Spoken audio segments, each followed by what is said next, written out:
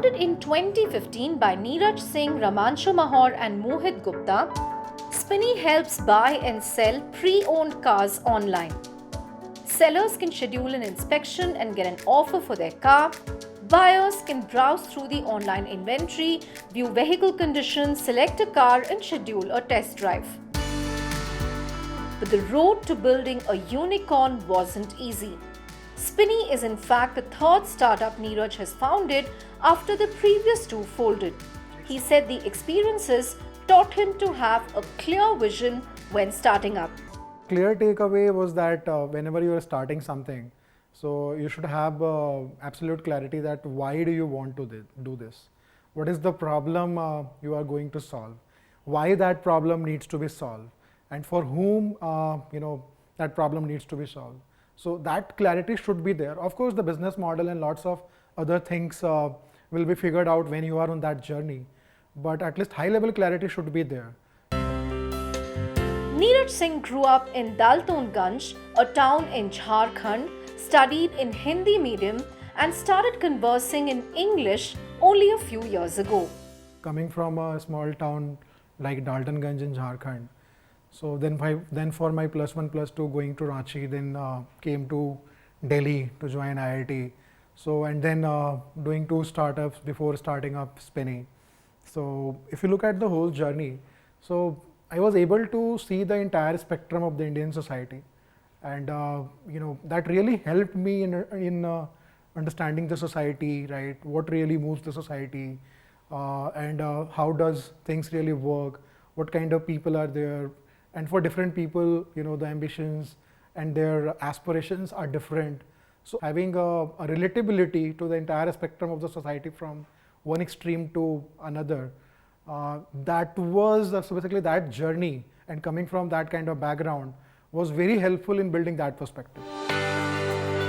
Spinny has raised over 530 million from 34 institutional and 36 angel investors to date. It counts cricketer Sachin Tendulkar as its backer. Besides, it's also backed by Tiger Global, Avenir, General Catalyst, Axel, Elevation, Bloom, among others. Swiggy's founder Harsha Majeti has also invested in the company. Spinny last raised 283 million in November 2021 in a funding round led by Tiger Global at a valuation of 2.11 billion. But it took 4 years for the company to crack its first round of funding. When you come up with something, so it takes time for the rest of the people to relate to your vision and understand the practicality of that. And in some cases that timeline might be few quarters, in some cases that might be few years.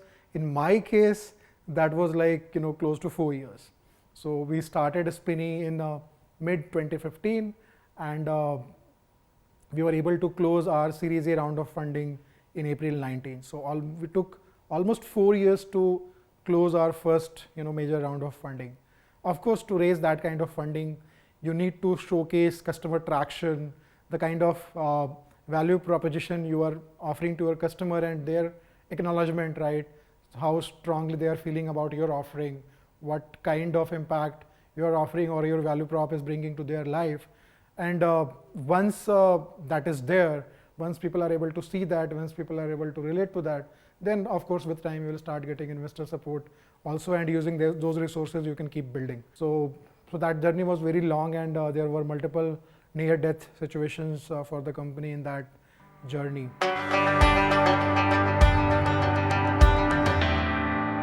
Hello and welcome to yet another episode of Bits to Billions. We're in conversation with the co-founder and CEO of Spinny. Niraj, thank you very much and welcome to Bits to Billions. Thanks, Chandra. Happy to host you.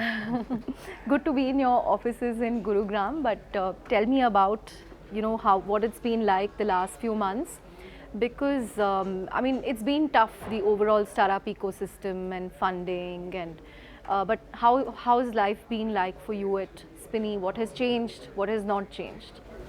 So from funding perspective, we are well funded, right? So, and we don't have such a runway problem or something like that. customer demand remains very strong. So whatever we did last December 21, December 22 is looking like at least 2.5x of that scale. You're seeing 2.5x growth Close to year on close- year. Yeah, close to 2.5x. And this month, like August, right? So we are about to close the month, and we're expecting anywhere close to 13-14% growth this month on month growth. So the consumer demand is really very strong. Right, and this growth is coming in spite of the fact that we are pushing very strongly for the improvement on the unit economics side. We have always been very mindful about our unit economics, right, and the quality of the business. On top of that, there is further push for the significant improvement in the unit economics. So in spite of those changes, right, and that kind of push from our side, we are seeing a very healthy growth. When you say you're pushing for things on the unit economic side, that means have you cut down on burn? Have you cut down on expenses? What have you done to bring those down? So we have not done any layoffs just to cut the cost. So we were very mindful about adding cost, adding capacity, because what we really want to ensure that we shouldn't be in any kind of situation where we have to lay off people just to cut the cost. Right, so we are super sensitive about the kind of culture, the kind of environment we are providing to our people. That's very that's at the heart of the kind of culture we want to build, and then using that kind of culture and that kind of environment within the organization, the kind of quality and the kind of experience we want to deliver to our customers. So we were very mindful about building our teams, adding capacity in the team, adding our cost structures. So few startups had to do some kind of cost cutting, and Including some of your competitors? and many people had to be laid off in various startups. But you're saying you haven't. Yeah, we haven't, and there are no such plans. But will In you fact, still? In fact, we are still hiring people, right? We are still adding people to the team every month. So if you go to LinkedIn and other hiring This would be in your product and tech functions, or even sales teams on the ground, and everywhere. you're adding them as well. Almost in every function. Yeah, we are very basically focused about the efficiency now, right? So earlier the focus was that we have to solve for both growth and at the same time unit economics and efficiencies, right? So focus on the growth is still there, but the focus on efficiency and unit economics has become even more now, right? So whatever we were targeting, because we know that whatever we have, right? So we have to be ready for the worst case, right? So whatever kind of a scale, whatever scale we want to hit, whatever quality of business we want to build, right? So the quality of the business, the scale of the business, in both terms, whatever we want to achieve, we have to be ready for the worst case. Whatever funding we have, whatever resources we have some kind of a strategy that with available resources we are able to achieve those milestones, both in terms of scale and in terms of the quality of the business. So focus on the unit economics and efficiency, right, is even more now, and the progress on those fronts we have started expediting, but that does not mean that the focus from the growth is completely gone now, right? So in a way we are trying to basically strike a balance, and to be honest, we were already in this mode. This has nothing to do with the change in the funding environment. We were already on this path, right? If you look at our execution last quarter of calendar year 21, or maybe third quarter of CY 21, right? So not just this year, right? But from June to December 21, right? So the trajectory was very much similar, right? It's just that we are continuing on the same trajectory, and it's just about extrapolating that going forward. Got it. But will you still continue to spend on your brand ambassadors?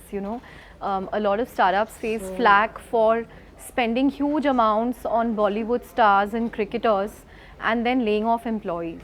And you have the likes of Sachin Tendulkar and PV Sindhu as your brand ambassadors. So if you look at our So is that an expense that you want to make?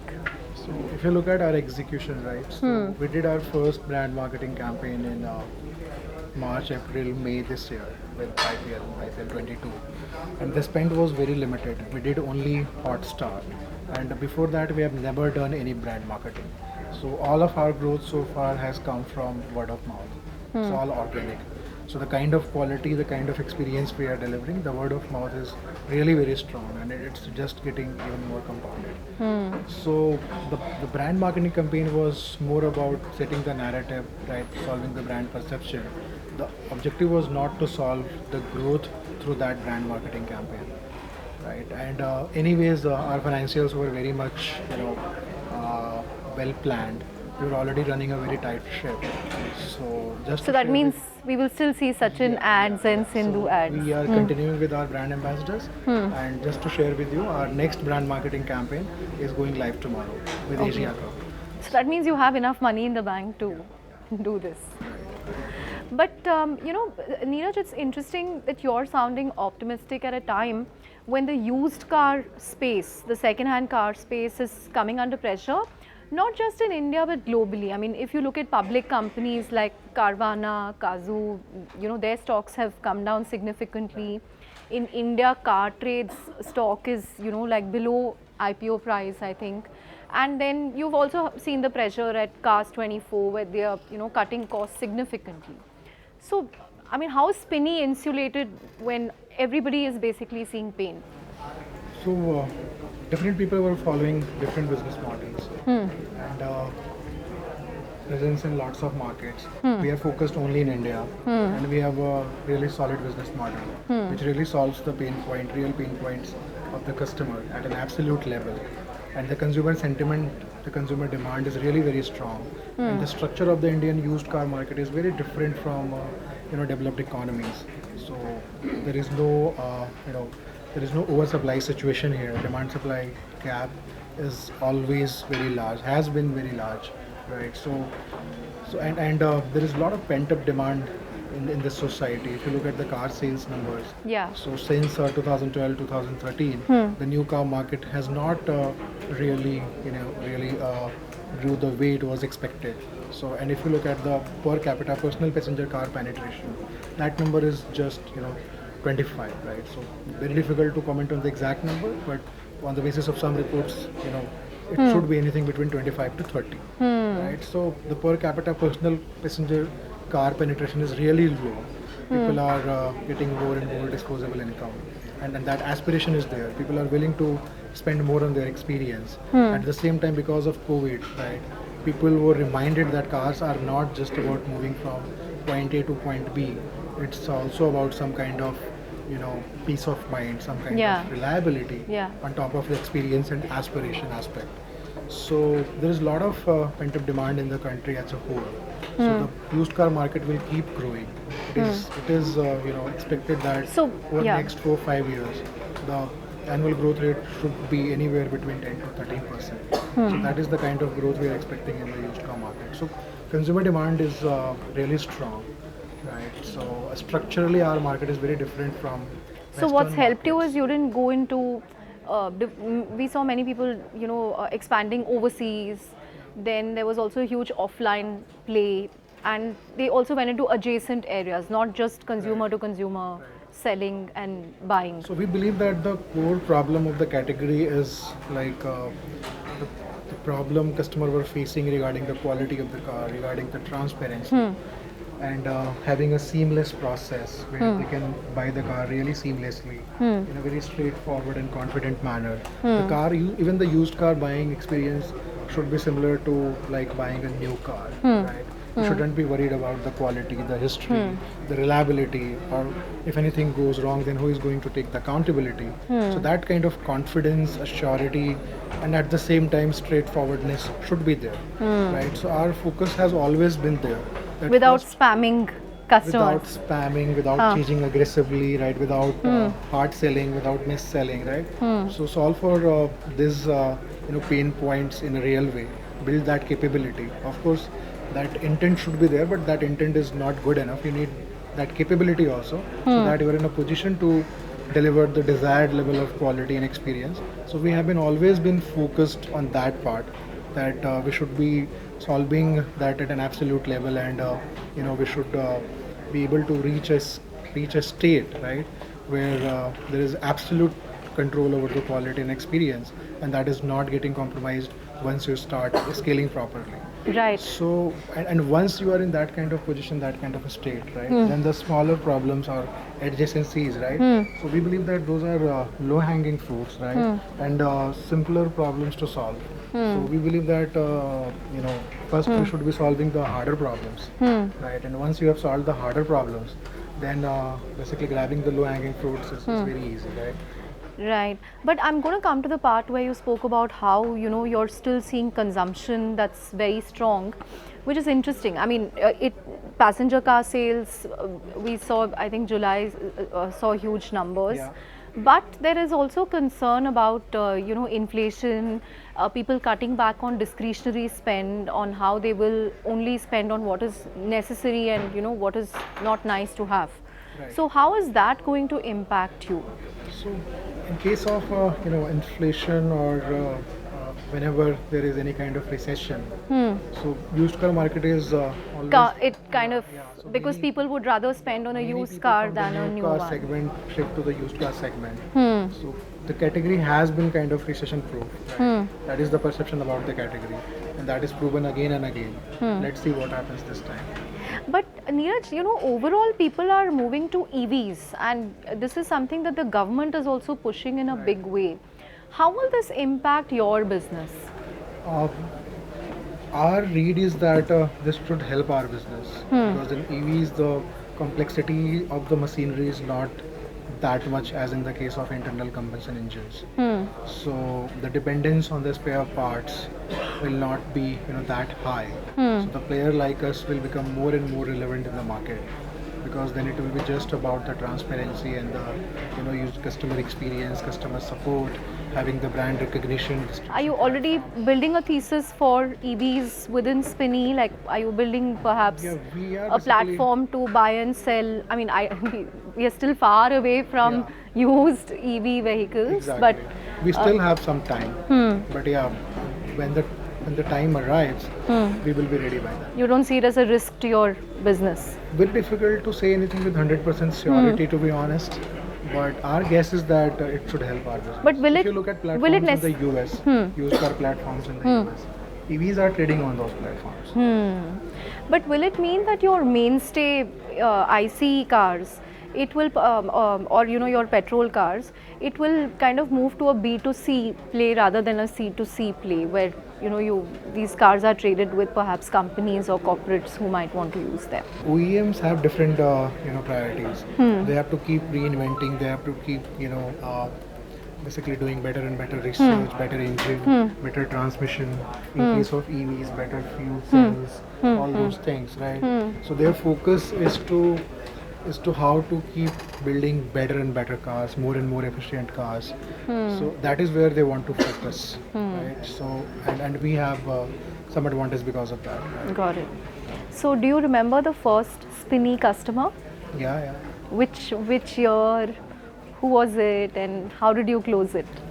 He was a dear friend. So basically, one of my co-founders from my previous startups, and he purchased XUV 500. So that was the first car we sold, and that was in last week of June 15. Okay, and now you have what, 5,000 cars every month on your platform? Yeah, we are selling more, close to 500. And 5,000 is that how you got your first car as well, through the app? through Spinny. So recently, I purchased basically luxury car from a Spinny, right? So I was looking for a car with very high torque, and suddenly I noticed that okay, so the kind of car I need. So there is a car already on the platform. This just came, and before anybody grabs it, right, I should just buy it. So you bought it. Of course, there is no special deal for founder or employee of the company, right? So whatever is the listed price and whatever the deal is, right? So it is same for everyone. So I immediately took the test ride and purchased the car the very same day. This was 5 months ago. Okay.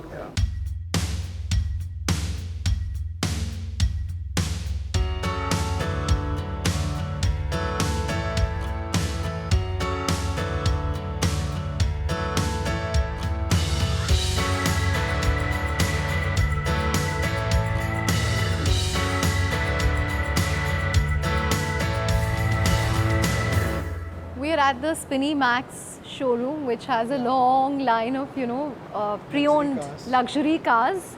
How is this vertical doing for you? Is there a huge demand for luxury vehicles in India? Demand is very strong. We did a limited pilot of 3 to 4 months, and then we launched officially in April this year. And currently we are offering this service in 3 cities. So Delhi NCR, Bombay and Bangalore. Delhi NCR was the first city, then we started Bombay. And then 3 months ago we started Bangalore also. And all the three cities, right? Demand is amazing. In fact, Bangalore went live just 3 months ago, right? And Bangalore is already neck to neck with Delhi NCR. And So a lot of liquidity. just within few, a lot of liquidity in the city, especially in the startup community. So, but just within a few months of launch, we are doing close to 100 cars a month, 100 cars a month. right? In this category, right? Nice. So big number for this category. How many have you bought? I bought 2. You bought 2. Yeah. So Both BMW. both BMW. Okay. But are these being bought by these young techies, CXOs, or what's the kind of catchment that goes for luxury pre-owned cars? So basically all kinds of people, right? So traditional business families also the basically executives, and not just the startups, MNCs also, corporates also. So the need is everywhere. People are basically earning good salaries now. So if someone is getting a salary of, let's say, 4 lakhs, 5 lakhs, 6 lakhs, 7 lakhs, 8 lakhs a month, and there are lots of people in the society now who earn that kind of salaries. So for them, buying a car worth 25 lakhs, 30 lakhs, 35 lakhs is no brainer. So, and if we are able to basically provide the right quality, the right experience, and if we are taking complete accountability of what we are delivering to them, and if there is a proven track record, then they are seeing a very strong value proposition, right? Got it. So, luxury car, the new car that comes maybe around at 70 lakhs, 75 lakhs, they can get same car in really great condition, right? And with all guarantees and warranties, maybe at 30 lakhs, 35 lakhs. Which is quite a steal, right? Yeah. It is a steal deal for them, right? So Niraj, one thing that stands out about Spinny is it's been very focused on getting one thing right? You don't want to expand into ABC, XYZ, go big internationally, or I don't know, other things. But any adjacencies that you see within your area, for example, will you look at an NBFC? Is that something that you would like to do instead of partnering with banks? So our basically only focus is that we need to create amazingly great customer experience, and whatever it requires to deliver that kind of customer experience, we are okay to do that. So the biggest problem in this category is like trust problem. Right? So people are really not sure what they are buying. So they are not sure about the history. They are not sure about the quality, reliability, performance, and if anything goes wrong, then who is going to take care of the who is going to take the accountability. So trust problem is the biggest problem in this category, and our entire focus was there on it, that we need to solve for the trust first. Of course, to solve for trust, we need to solve for quality, build that capability, and keep delivering quality and experience again and again. And till date, how many cars altogether on the Spinny platform? More than 100,000 cars. 100,000. Wow. On that note, Niraj, thank you very much for talking to us on Bits to Billions, and here's wishing you the best. Jharkhand or Delhi? Depends on which phase of life you are in, but yeah, at the moment Delhi. Favorite car? Favorite car, BMW 5 Series M Sport. Cricket or badminton? Cricket, of course. Highest point as an entrepreneur? When we were doing our Series E round of funding late last year, so we also facilitated ESOP buyback for our team members, and many team members were able to generate cash for themselves. They were able to buy home in a place like Gurgaon, and the kind of value creation we were able to do in their life, the kind of impact we were able to bring in their life was the highest point in my entrepreneurship journey so far. An entrepreneur who you look up to? Ratan Tata is my real role model. I really look up to him. Of course, I don't need to explain why. Everybody can relate to it. Then after him, I really look up to Nandan Nilekani and people like Sachin Bansal. If I have to give one name outside India, then Elon Musk also. One leadership mantra that you swear by. It's all about people. It's all about people. Bring good people to the team, trust them and empower them.